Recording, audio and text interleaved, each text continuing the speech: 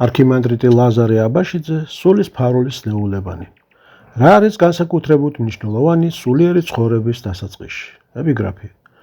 ყოველგვარი ზრუნვა ზეცისათვის თუ სინანულით არ არის განსულიერებული, მკვდარია, არა ჭეშმარიტია. წმინდა ეგნატე ბრიანჩაინოვი.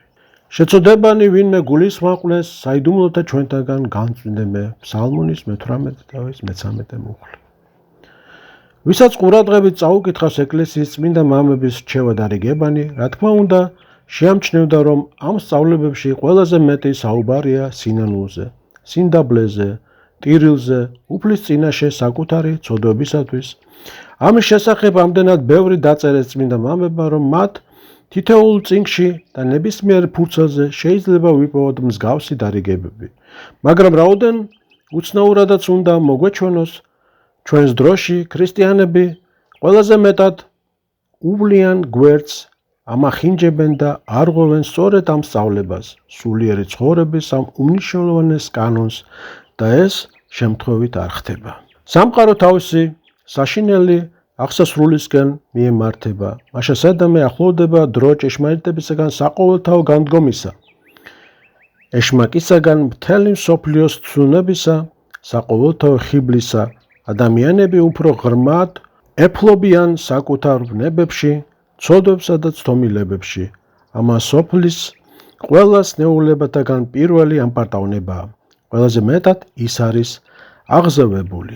ამის შესახებ ნათლად უწინასწარ მეტყველო მოციქულმა პავლემ და იყვნენ კაცნი თავის მოყვარე, ვერცხლის მოყვარე, ლაღ, თავმოთნე, ამპარტავან, გმობარ, მამა დედის ურჩ, უმადლო, უღირს, უყვარულ, უწირავ, მასმენელ, უთმინო, დაუმჭერველ, უზავ, დაუმშვიდობელ, კეთილის მოძულე, შინა განცემელ, წამდებ, აღზევებულ, გულის თქმის მოყვარე, უფროის ვიდრე ღვთის მოყვარე. აქენდეს ხატი ღვთისა, მსახურებისაი და ძალსა მისა უარყოფდნენ და ამათგანსა განეშორე. მეორე ტიმოთეს მიმართ მესამე თავი, მეორე და მეხუთე მუხლები. დღეს ყველა მოძღვარმა, რომელიც ცდილობს დაეხმაროს მასთან მოსულ მორწმუნეებს, სულიერის ნეულების განკურნებაში იცის რა რთულია ეს საქმე, როგორ გაუჯდა ეს ავადმყოფობა ადამიანთა სულებს, როგორ ღრმად დაზიანდა ყველა დიდიდან პატარამდე, უგუნური ამპარტავნებით, ცუდმედიდობით, თავის მოყვარეობით, როგორც მედიდურად საუბრობენ, დიდგულობენ, არავინ ითმენს წყენას, ყველა თავნებაა, ქედუხრელი, ურჩი, უნდობელი, სულიერ ცხოვრებაში კი ეს ყველაზე მძიმეა. დღეს ძალიან ცოტა ვინმე თუ ენდობა თავის მოძღვარს, უფრო საკუთარ ჭკუას მისდევს. სულიერ მამას მხოლოდ სხვათა დასანახავად მიმართავენ. ასია მიღებული. ნამდვილად კი თავის მოიმედენი არიან. საერთოდ ამ შამინდელი სულიერი ცხოვრების სურათი სავალალოა. ძველ მამათაგან ვინმეს თავისი განწმენდილი თვალებით რომ ეხილა დღევანდელი ყოფა, ალბათ ვერ გაუძლებდა ამ სანახაობას და მწარედ დაიტირებდა ჩვენს სულებს. ჯერ კიდევ მეოთხე საუკუნეში მცხოვრებ პახომი დიდს უფლისაგან ეუწყა თუ როგორ იცხოვრებენ უკანასკნელი ბერები. ამის შემდეგ იქ დიდხანს ტიროდა, წუხდა საკვებზე უარს ამბობდა. მაგრამ უკვე ისე შევეჩვიეთ ამ მდგომარეობას, რომ ვეღარ ვხედავთ ამ ჩვენს უბედურებას. მრავალი ვნება აშკარად დასეირნობს ქრისტიანთა შორის. მათ მიიჩნევან ადამიანის ხასიათის ყველაზე უწყინარ, უფრო კი გასართობ მხარეთ. არავის იპყრობს შიში, არავინ მოიკვეთს მათ, თუმცა ბევრი რამ ამ ჭყალებში ცელქობიდან უშუალოდ სულს კლავს და სულიერ სიკვდილს თესავს. მათ ირგვლივ ვინც ამ ვნებებს ავლენს და ამ სენით სხვებსაც რყვნის.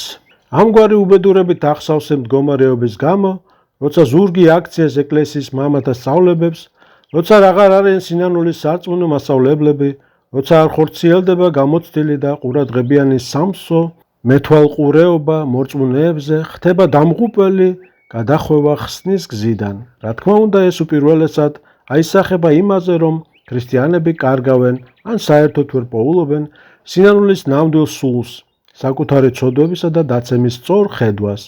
მარტივად რომ ვთქვათ, არ უწყიან ვინ ვართ ჩვენ, რა ურთიერთობა გვაქვს ღმერთთან, როგორები ვართ მის წინაშე, როგორია მისი დიდებულება და ჩვენი უსახურობა. ამ ცოდნას მართლმადიდებლობა გვაძლევს. თავად ეს წმინდა სიტყვა უკვე ბევრს გვეუბნება, მართლად ვადიდოთ ღმერთი, ანუ სწორად შევიცნოთ უზენაესობა და დიდებულება უფლისა. ამ დიდებულების შესაფერისად აღვივლინოთ ქება და დიდების მეტყველება, ყოვლისყრობელს, ცისა და მიწის, ყოველთა ხილულთა და უხილავთა შემოქმედს. მაგრამ ეს ცოდნა განუყოფლად დაკავშირებულია იმასთან, რომ სწორედ და მართლად გავაცნობიეროთ საკუთარი დაცემა, არა რაობა, უღირსება და შიშით წარმოთქვათ სახელი ღვთისა. მოუკლებელად განვადიდოთ იგი და მოუკლებელადვე შეუვრაცხოთ საკუთარი თავი. აი ეს არის მართლმადიდებლობა.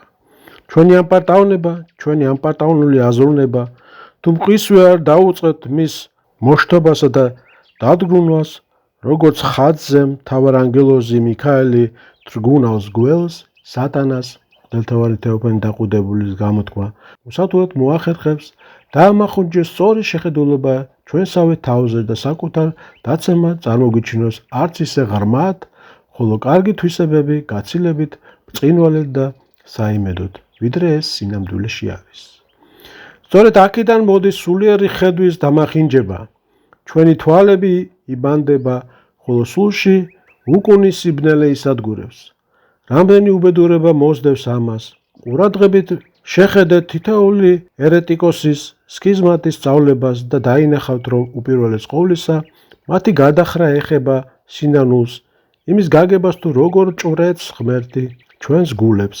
რამდენად მომთხოვნი და დამთმობია ჩვენს მიმართ, მაგალითად კათოლიკები ფიქრობენ ხსნის მოპოვებას მხოლოდ გარეგანი საქმეებით, თითქოს და ცხონების შესყიდვას, გულის სიღრმეების განწმენდის გარეშე. პროტესტანტები პირიქით თვლიან, რომ საკმარისია მხოლოდ რწმენა, სინანულის საქმის მნიშვნელობა არ აქვს, რომ მთელი ჩვენი ცოდვები იესო ქრისტეს ჯვარზე უკვე გამოისყიდა, მხოლოდ გწამდეს და აღიარეს შენი რწმენა სიტყვიერად, ეს საკმარისია. მსგავსად ამისა უფრო და უფრო მრავლდება გადახრები იმის ჭეშმარიტი გაგებიდან, თუ ვინ ვართ ჩვენ, როგორ უნდა ვიცხოვროთ, რათა მოვიპოვოთ უფლის წყალობა, რა არის ცხონებისათვის აუცილებელი. გზა სულიერი ცხოვრებისა წარმოუდგენლად რთულია, მაგალითად მუსიკისა და ფერწერის შესასწავლად, რამდენი შრომა, შეცნობა, ჩვევა, სხვადასხვა სახის ვარჯიშია საჭირო, თანაც მრავალი ჩვევა ხელოვნებაში ვითარდება ინტუიციურად, მათი ნათლად გამოთქვა ან გონებით ჩაცნობა შეუძლებელია. ბევრი რამ ამ შემთხვევაში დამოკიდებულია მასწავლებელზე, სკოლაზე. მაგრამ სულიერი ცხოვრება ხომ უფრო რთულია, უფრო იდუმალი. მასში ხომ ყველაფერი უდიდესი საიდუმლოა, ყველაფერი თითქოს უხილავია. ეს ხომ მეცნიერებაა მეცნიერებათა შორის, ხელოვნებაა ხელოვნებათა შორის. როგორ შეიძლება სულიერ ცხოვრებაში ხელი მოვკიდოთ საქმეს დაუფიქრებლად, თავდაჯერებულად, სულის რაღაც ბუნდოვან ძახილზე დავემორჩილოთ გაურკვეველ გრძნობებს, მათგან აღძრული გემოვნების მიხედვით განვსადოთ ჩვენი შინაგანი ცვლილებანი და განწყობილებანი. სულიერი ცხოვრებაში საფრთხეც გაცილებით საშინელია. აქ შეიძლება წაგერთვას არა მხოლოდ სახელი და ქონება, როგორც შემოქმედებითი მოღვაწეობის დროს ხდება ხოლმე, აქ კარგავ მარადიულობას, სიცოცხლეს. აქვე გვეღობება ავე სულების უძლიერესი წინააღმდეგობა, როგორც ჩვენს შიგნით, ასე გარეთ. ამ გზით მავალს წინ ხვდება მტრების მზაკრობა, ცფიერებას მოსდევს ცფიერება, მახეს მოსდევს მახე. და აი სამწუხარო სურათი. მრავლად არიან მოხიბლული ქრისტიანები, ბევრი მათგანი ჭკუიდან იშლება. საშინლად იქცევა, ასწავლის და ქადაგებს უაზრობას, რა კი წმინდა მამათა ჭეშმარიტი, თამდავლობითი, მართლმადიდებლური სწავლება მახინჯდება და დავიწყებას ეძლევა. ყველა ამ ხიბლს ხშირად ნორმალურ მოვლენად აღიქვამენ. საკუთარი თავის ცთუნებით გამოწვეულ აღფრთოვანებას, აღზნებას, ფანატიზმს მიაწერენ მადლის მოქმედებას და ეს ყოველივე ბრჭყალებში რწმენის აღორძინებად ახალი ერის ბრჭყალებში დასაწყისად მიაჩნიათ.